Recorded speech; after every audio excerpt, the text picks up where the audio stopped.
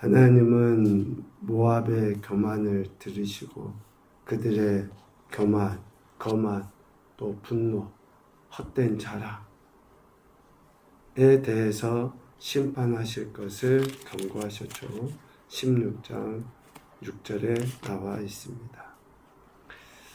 하나님은 교만한 모압, 비록 아브라함, 즉 이스라엘과 친척관계에 있는 후손이라 할지라도 그들의 교만과 분노를 하나님께서는 멸하십니다. 긍휼히 여기지 않고 도리어 저주했던 저들. 그러니까 우리가 참 하나님 앞에 겸손하다, 또 사람들 앞에 겸손하다라고 하는 것이 참 얼마나 우리가 많은 영적인, 육적인 혜택을 누리게 하는지 모릅니다. 정말 인사만 잘해도 좀 마음에 이렇게 다른 사람을 존중하고자 하는 태도만 보여도 많은 영육의 혜택이 있는데, 오늘 우리가 읽은 17장에도 교만한 이들에 대한 하나님의 심판이 나오죠. 아람의 수도인 다메섹에 대한 경고, 그리고 에브라임, 즉 북이스라엘에 대한 멸망이 있을 것이라고 하는 그 경고를 말씀하십니다. 아람이라는 뜻은 높은 지역, 고지대라는 뜻이 있어요. 그러니까 그 이름의 의미 자체가, 아람은 그냥 교만 그 자체예요. 이러한 아람에 대해, 그런데 아람을 좀 이렇게 추적해 가다 보면 실질적으로 아브라함의 후손들 족장 야곱이나 그리고 이삭과 그 야곱, 이들이 아람의 후손이거든요. 바단 아람의 출신에 있는 사람들과 결혼하여 자녀들을 낳았잖아요. 그러니까 실질적으로 하란의 바단 아람에서 그들이 이렇게 태어난, 그러니까 실질적으로 이스라엘과는 뗄래야 뗄 수 없는 그러한 친족 관계이잖아요. 그런데 저들은 여전히 그 교만함 속에 있는 거예요. 모세는 신명기 말씀을 통해서 이렇게 이삭과 야곱의 후손들을 이야기할 때에 방랑하는 아람 사람이라고 분명하게 이야기했어요.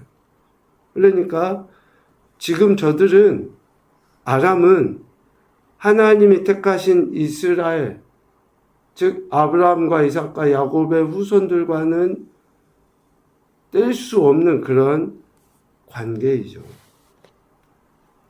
이러한 아람이 특별히 다윗 시대에는 매우 강력한 국가로 성장을 했었죠. 그래서 끊임없이 이스라엘을 괴롭힙니다. 분쟁을 일으키고 전쟁을 치러서 베나다시라는 인물, 그만큼 아람이 얼마나 교만하고 하나님이 택하신 백성을 이렇게 힘들게 했는지를 알 수 있어요. 그 아람, 즉 다메섹에 대해 하나님이 지금 경고하시는 거죠. 1절에 보면 다메섹은 어떻게 된다고 이야기합니까? 장차 성읍을 이루지 못하고 무너진 무더기가 될 것이다. 강력한 제국으로 성장하고 있는 그 아람, 그래서 이스라엘을 괴롭히는 그들이 성읍이 무더기가 된다. 무너진 무더기같이 된다. 제국의 모습, 도시의 모습을 완전히 상실하게 될 것이다. 자신들이 자랑하는 그런 강력한 도시국가로서의 모습이 없어지게 된다. 라고 이야기. 2절에 아로엘의 성읍들이 버림을 당하리니 라고 이야기합니다. 여기서 아로엘은 요단 동편의 루벤 지파의 경계 지역을 이야기한다고 해요. 그러니까 실질적으로 요단 동편을 차지했던 이스라엘 그 두 지파 반, 하나님의 은혜를 경험했음에도 불구하고 이방 족속들의 행태를, 그러니까 처음에 저들이 그 땅을 분배받을 때는 작정했잖아요. 이스라엘에 대해서도, 그러니까 요단 서쪽 지역을 차지한, 가나안 지역을 차지한 형제들과도 침범하지 않겠다라는 것과 함께 이방 신들을 섬기지 않겠다고 하는 그 결단을 했음에도 불구하고 그렇지 못한 거죠. 아로엘이라는 이름 자체의 의미는 버림을 당하다라는 뜻이 있어요. 버림을 당하다. 그러니까 하나님의 택함 받은 백성으로서 하나님이 허락하신 것 안에 살아가야 될 저들이 버림을 당하게 되는, 너무 안타까운 모습이죠. 또 하나님은 이스라엘 자손의 영광같이 되리라 라는 말씀을 통해 장차 북이스라엘이 멸망하게 될 것을 분명하게 이야기하십니다. 이스라엘은 하나님이 택하신 특별한 존재들 아닙니까? 그런데 유다를 대적하는 데 있어서 아수르와 힘을 합쳐서 저들과 전쟁을 치르려 하고, 또 하나님이 아닌 우상을 섬기는 일에 앞장선 저들, 그들에 대해서 하나님이 반드시 심판하시겠다 라고 말씀하셔요. 이러한 심판 속에서 하나님이 그래도 남겨두신 자들이 있다는 것은 참 우리에게 소망이긴 합니다. 그런데 그 많은 이스라엘 백성들이 죽임을 당하고 포로로 잡혀가는 그런 상황에 이르게 되는 것이 하나님 입장에서 얼마나 가슴 아프시겠습니까? 하나님께서 심판하시는 날에 야곱의 영광이 쇠하고 그의 살찐 몸이 파리하게 될 것이다. 마치 5절 추수하는 자가 곡식을 거두어 가지고 그의 손으로 이삭을 벤 것 같고 르바인 골짜기에 이삭을 준 것 같이. 그럼 추수하는 모습을 봐보십시오. 물론 알알이 땅에 떨어지고 남는 벼들이 조금은 있지만 그 풍성하고 정말 아름다웠다고 하는 황금 물결같이 되어 있는 것이 어때요? 싸그리 없어져 버려요. 그렇게 하나님의 심판에 의해서 비참한 상황이 될 것이다. 그런 비참함 얼마나 심각한지 추수꾼이 곡식을 베버린 것 같다라고 이야기하시잖아요. 왜 이러한 하나님의 심판이 그들에게 임합니까? 10절 다시 봐보십시오. 이는 네가 네 구원의 하나님을 잊어버리며 내 능력의 반석을 마음에 두지 아니한 까닭이다. 구원의 하나님을 잊어버렸다는 거예요. 여러분, 우리에게 뭐가 문제입니까? 우리 신앙과 삶에 있어서 구원보다 더 큰 가치와 소중한 것 절대 잊어서는 안 될 게 뭐예요? 우리가 이 자리에 앉아 있는 것도 구원받았기 때문에 이 자리에 앉아 있는 거고, 그리고 한 가지 더. 그러므로 네가 기뻐하는 나무를 심으며 이방의 나무 가지도 이종하는도다. 구원과 능력의 하나님을 잊어버리니까 저들이 스스로 기뻐하는 나무를 심어요.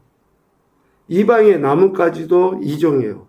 이것은 저들이 하나님이 아닌 우상을 만들어서 섬기는 거, 이방의 우상들까지 가져와서 심어서 섬기는 그런 것을 즐겨하는 행태 때문에 하나님이 이러한 심판을 하시는 것이다 라고. 10절 말씀은 인과관계예요. 구원의 하나님, 능력의 하나님을 잊어버리잖아요. 반드시 우상을 섬기게 되어 있습니다. 반드시 그렇게 되어 있어요. 예수님 믿는 우리들이 하나님이 아닌 다른 것에 마음을 빼앗긴다 라고 하는 것은 예수 그리스도의 십자가를 잊어버리기 때문에 그래요. 그래서 하나님은 이러한 심판을 하시는데, 이 심판은 절대적으로 하나님의 주권에 의해서 이루어져요. 무슨 말이냐? 단순히 그냥 아람과 북이스라엘의 이런 행태가 꼴보기 싫어서 가 아니라 철저하게 하나님이 택하신 백성들, 거룩한 씨앗을 하나님이 후대에 남기시사 하나님의 영광을 자자손손 대대로 드러낼 수 있도록 하시기 위해 비록 소수이지만 저들을 남겨두시기 위해 절대적인 하나님의 주권하신 가운데 이루어져요. 13절 말씀에 보면 열방이 충돌하기를 많은 물이 몰려온 것 같이 하나 주께서 그들을 꾸짖으시리니, 주께서, 하나님께서 주권적 역사하신 가운데에 이 일을 이루신다는 거예요. 하나님의 역사하심에 의해 민족들이 홍수같이 몰려오듯 충돌하겠지만, 또 그래서 멀리 도망하고 흩어져서 하겠지만, 하룻밤 사이에 패망하고 멸절되겠지만, 하나님은 그 심판 속에서도 남겨두신 극소수의 사람이 있다라는 거예요.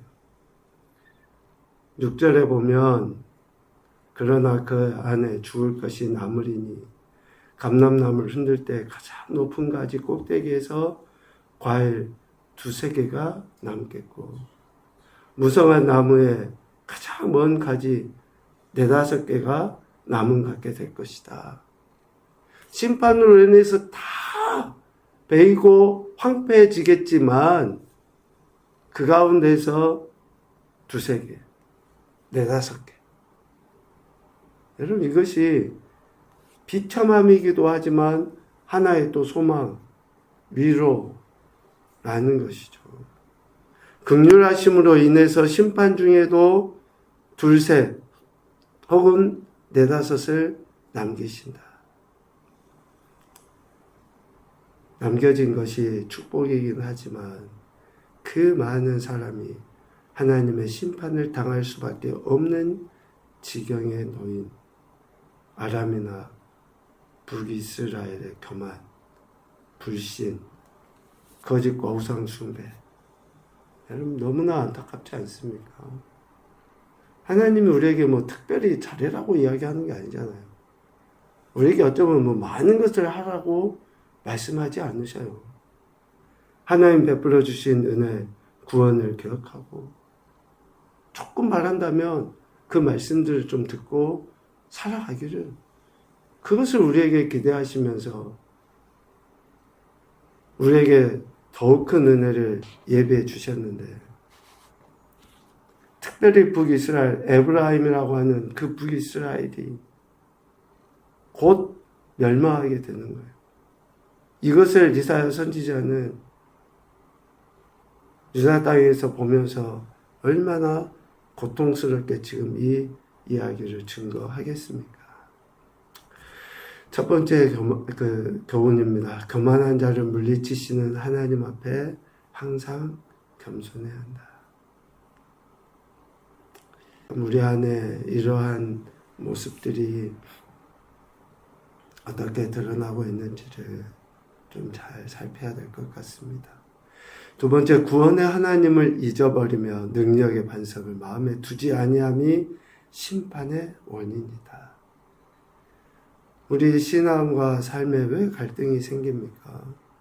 왜 심지어는 배교까지 합니까? 많은 사람들이 교회를 다니다가 떠나는 이유가 뭘까요, 도대체? 사람 때문에 시험 들었다. 교회가 자기 마음에 어쩌다. 여러분, 진짜 우리가 예수님으로 인해서 구원받았다고 하는 그 감격이 있으면 이 교회가 싫으면 다른 교회라도 가서 이 신앙생활을 해야죠. 근데 그조차도 안 해버려요. 세 번째, 남은 자라는 축복이 그만큼 엄중한 책임이 따른다는 사실을 기억하며 살아가자. 남은 자라는 축복. 오늘 저와 여러분 영적인 의미로 보면 남은 자이죠. 엄청난 축복이 임에는 틀림이 없어요. 그렇다면 그에 따른 막중한 책임 또한 있습니다. 남은 자가 있어야지 또 그 이후에 믿음의 세대가 세워져 가지 않겠습니까? 그래서 오늘 우리는 구원받은 것으로 만족이 아니라 구원받은 것에 대한 가치를 삶으로 드러내 보임으로 그 책임을 다해야 한다라는 것이죠. 오늘 아람과 북이스라엘의 심판, 하나님이 말씀하십니다. 구원을 잊어버린 이들에 대해, 긍휼히 여기지 않는 이들에 대해 하나님이 심판하신다는 것을 기억하시고 오늘 우리가 겸손히 구원하신 하나님 은혜에 감사하면서 아버지 영광을 위해서 힘있게 살아가는 오늘 한날이 되시기를 주님의 이름으로 축복합니다. 아멘.